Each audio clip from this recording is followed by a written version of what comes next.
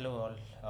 ये है पूरा आर्किटेक्चर है रियल टाइम इंटरप्राइज लेवल का S3 बैकेट का बैकअप और रिकवरी प्रोसेस कैसे होता है। तो उसका आर्किटेक्चर ऐसा बना हुआ रहता है। तो S3 जब भी कोई डेटा स्टोर करता है अपने डेटा तो उसका बैकअप रखता है, और जिसके थ्रू हम लोग इनक्रिप्टेड फॉर्म में बैकअप रखता है, जिसके थ्रू हम लोग कभी भी डेटा को हम लोग ले आ सकते हैं। अब S3 कौन से टाइप्स का डेटा इसको रखता है, जैसे एप्लीकेशन का फाइल्स हो गया, यूज़र अपलोड्स हो गया, लॉग्स हो गया, मीडिया फाइल्स हो गया, डेटाबेस बैकअप हो गया।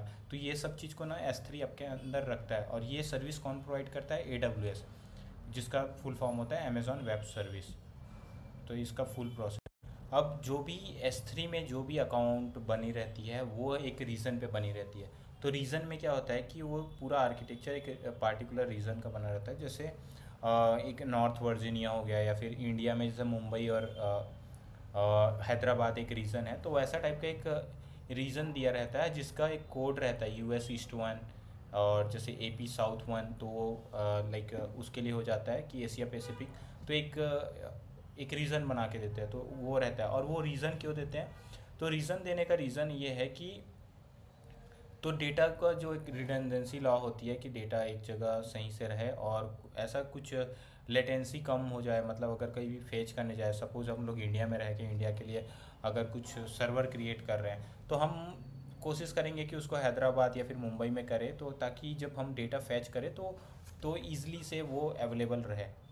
तो इसलिए हम लोग AWS में जैसे रीज़न का एक कॉन्सेप्ट है।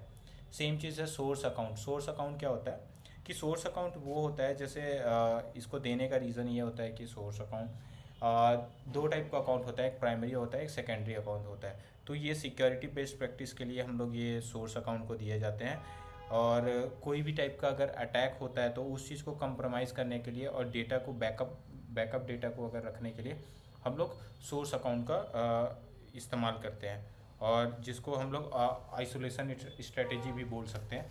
तो वो एक चीज़ होता है। तो SSR का यूज़ करने का रीज़न यह भी है कि जैसे हमारा जो भी प्रोटेक्ट करना डेटा को, जैसे मान लो जाए कभी बाय डिफ़ॉल्ट में कोई चीज़ को डिलीट कर दिया, अब डिलीट कर दिया तो वो वापस से नहीं आ पाएगा। तो इसलिए हम लोग SSR को इंट्रोड्यूस किया। तो एक्सीडेंटली अगर कोई चीज़ें डिलीट हो गई तो वो फिर से आ जाए। एप्लीकेशन में कई बार बग आ जाती है, तो वो बग को प्रिवेंट करने के लिए भी हम लोग वो चीज़ को रखते हैं। रैनसमवेयर क्या होता है कि रैनसमवेयर की एक कॉन्सेप्ट होती है। तो रैनसमवेयर का मतलब होता है कि फिरौती के समटाइम कुछ ऐसा मलिशियस फाइल आ जाती है हमारे एप्लीकेशन में और पूरे डेटा को इनक्रिप्ट कर देती है, जिसके कारण हमारा सिस्टम इनएक्सेसिबल हो जाता है। तो वो चीज़ को प्रिवेंट करने के लिए भी हम लोग सेम रीज़न एप्लीकेशन इस चीज़ को हम लोग इंट्रोड्यूस करते हैं। ये पूरा मेरा S3 बकेट है। तो S3 बकेट ये प्राइमरी वर्किंग बकेट होता है, जिसमें क्या होता है, मेरा पूरा एप्लीकेशन का फाइल होता है, या फिर कोई भी लॉग्स वगैरह जो रखते हैं, मैनेज करते हैं, वो सब चीज़ यही रहता है। मीडिया का इमेजेस, वीडियोस, जो भी फाइल्स होती है वो सब इस S3 बकेट में होता है। ठीक है। और ये S3 बकेट को हम लोग कंट्रोल करते हैं सेम रीज़न एप्लीकेशन। जैसे ये कनेक्टेड रहते हैं एसएस इन्वेंट्री रिपोर्ट के थ्रू, ये कनेक्टेड रहती है। तो एसएस इन्वेंट्री रिपोर्ट हम आगे जाके बताएंगे कि इन्वेंट्री रिपोर्ट के अंदर क्या क्या प्रोसेस होती है, कैसे इनक्रिप्शन होती है, और डेटा कैसे इनक्रिप्टेड फॉर्म में स्टोर होती है। तो वो सब चीज़ें फर्दर में रहेंगे। तो उसके बाद ये जो S3 सोर्स बकेट होती है ये कनेक्टेड होती है S3 सेम रीज़न एप्लीकेशन से। तो ये क्या होती है कि ये कॉपी कर देती, कॉपी जो भी रहती है SSR जो रहती है, SRR होता है, वो एक कॉपी क्रिएट कर देती है जो ऑब्जेक्ट की, और वो ऑब्जेक्ट की डेस्टिनेशन बकेट से। और ये चीज़ें होती है asynchronously. They are two types of होती है, एसिंक्रोनस एंड एसिंक्रोनसली। बट ये एसिंक्रोनसली होती है। तो जितनी भी डेटा है वो एक बार में आके यहाँ पे आता है और वो डेस्टिनेशन बकेट में चले जाता है एक बार में ही। तो ये इसका फुल प्रोसेस है। ये होती है डेस्टिनेशन अकाउंट। और डेस्टिनेशन अकाउंट में क्या होता है कि जब जैसे ये SSR से जब हम लोग कोई भी हमारा जो भी ऑब्जेक्ट और कॉपीज ऑफ जो भी फाइल्स होती है उसको लेके आते हैं, तो वहाँ पे आती है डेस्टिनेशन अकाउंट। ये डेस्टिनेशन अकाउंट को हम लोग ये बोलते हैं कि सिक्योरिटी वॉल्ट अकाउंट भी बोलते हैं। सिक्योरिटी वॉल्ट अकाउंट का मतलब कि हमारे सिक्योरिटी चीज़ों को मैनेज करके रखता है। तो ये इसका पर्पस ये होता है कि जैसे हम लोग जो भी डेटा होता है वो प्रोटेक्ट रहे, मिनिमल एक्सेस रहे। तो वो चीज़ के लिए रखते हैं। और कोई यहाँ पे एप्लीकेशन वगैरह रन नहीं होती। जो भी चीज़ें हम एक्सेस करते हैं वो तो वो मेन ये वाले पोर्शन से होती है। ये जो चीज़ें हैं यहाँ से पूरे होती है, ना कि ये डेस्टिनेशन अकाउंट से। ये जस्ट बैकअप के लिए होता है। तो अगर इन केस अगर सोर्स अकाउंट हैक हो जाता है तो account has be like remain से, ये अकाउंट से क्या होगा, ये रिमेन सेफ रहेगा, ये इस पर कोई अफेक्ट नहीं होगा।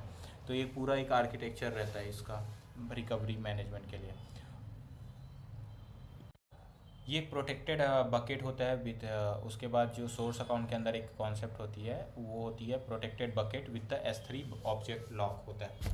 तो ये सबसे क्रिटिकल कंपोनेंट होता है जो S3 बकेट का जो भी आर्किटेक्चर और बैकअप प्रोसेस होती है उसमें। तो ये क्या करता है, ऑब्जेक्ट को डिलीशन से बचाता है, ओवरराइट से बचाता है। तो ओवरराइट से बचाता है इन द सेंस कि इसमें एक कॉन्सेप्ट इंट्रोड्यूस होते हैं जिसमें आप बोल सकते हो कि right multiple time, right one time but read multiple time. तो ये चीज़ की एक कॉन्सेप्ट इंट्रोड्यूस हुए रहती है।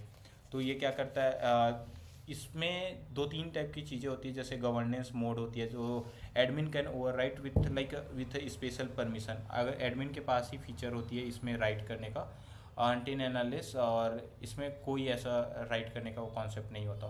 तो S3 का एक होता है कंप्लायंस मोड भी रहता है। तो कंप्लायंस मोड में ये होता है कि कोई भी आके हमारा डेटा को यहाँ से डिलीट नहीं कर सकता, एडमिन भी नहीं कर सकता इवन। तो वो सब चीज़ रहता है। तो रूट यूज़र जो भी होती है जिसको एडमिन बोल सकते हैं, तो वो भी यहाँ से डेटा को डिलीट नहीं कर सकता। तो रीज़न ये है कि वाई, मतलब वाई ऑब्जेक्ट लॉक मैटर्स, मतलब ये चीज़ों क्यों मैटर करती है। तो अगर ये बोले तो जैसे प्रोटेक्ट अगेंस्ट होता है जो वही रैंसमवेयर होता है, इनसाइडर जो थ्रेट्स होती है उसके लिए होती है।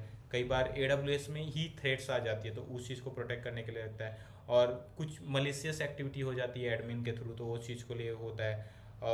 और भी रीज़न है जिसके लिए, जैसे हम लोग फाइनेंशियल डेटा अगर रखे हुए हैं, जैसे एक मान लीजिए मेरे पास एक बैंक का एप्लीकेशन बनाया है, और सपोज ले लीजिए कोई भी एक बैंक का, और उसमें का डेटा मेरे को, अगर कोई भी फाइनेंशियल डेटा होगा तो किसी का अकाउंट नंबर है, फिर IFSC कोड वगैरह, तो वो सब चीज़ को मैनेज करने के लिए भी ये चीज़ें मेरे को करनी पड़ती है।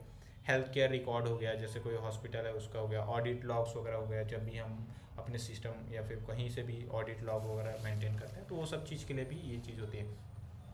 उसके बाद ये सब जो डेटा होती है ये आके आ जाती है S3 इन्वेंट्री रिपोर्ट में आ जाती है।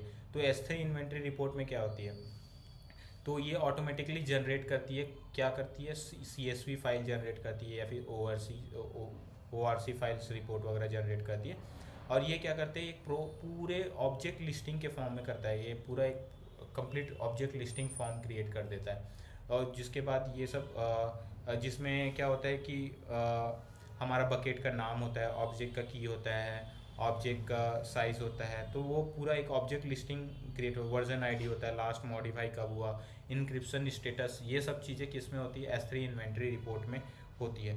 अब बोलोगे कि भाई वाई इन्वेंट्री इज़ नीडेड, तो रीज़न ये है कि इसका देने का मतलब ये है कि listing multiple times, multiple millions of object रहता है, API के साथ होता है, तो स्लो एंड कॉस्टली होता है। तो इन्वेंट्री गिव्स लाइक, इन्वेंट्री क्या करता है कि वो बैच विजिबिलिटी को दिखाता है और जिसको हमको फास्टर रिट्रीवल में भी हेल्प करता है। तो वो सब चीज़ों के लिए हम लोग ये दिए हुए हैं। और ऑडिट और कॉम्प्लायंस के लिए, रिकवरी प्लानिंग वगैरह के लिए हम लोग इन्वेंट्री रिपोर्ट को हम लोग रखे हुए रहते हैं। नेक्स्ट है हमारा इन्वेंट्री रिपोर्ट बकेट होता है। अब ये इन्वेंट्री रिपोर्ट बकेट क्या होता है, ये क्या बकेट होता है जो कि inventory like dedicated to bucket ही होता है, जो कि इन्वेंट्री के पूरा रिपोर्ट रेडी करता है। अब ये सेपरेट होता है फ्रॉम डेटा, जो डेटा हम वहाँ से रहते हैं वहाँ से can be access only by the analytics tool. तो मतलब एक क्या बोल सकते हैं कि एक टाइप का रिपोर्ट रेडी करता है कि कितना आपके अंदर फाइल्स है या फिर जो भी एनालिटिकल डेटा होता है। तो ये इन्वेंट्री रिपोर्ट बकेट के अंदर ये सब चीज़ें होती है। अब उसके बाद आते हैं अमेज़ॉन एथीना। तो अमेज़ॉन एथीना क्या होता है, एथीना वो एक्चुअली एथीना क्या होता है वो मैं बताता हूँ। तो एथीना होता है कि सर्वरलेस एक क्वेरी इंजन होता है जिसको हम SQL के थ्रू डायरेक्टली रन करते हैं S3 डेटा पे।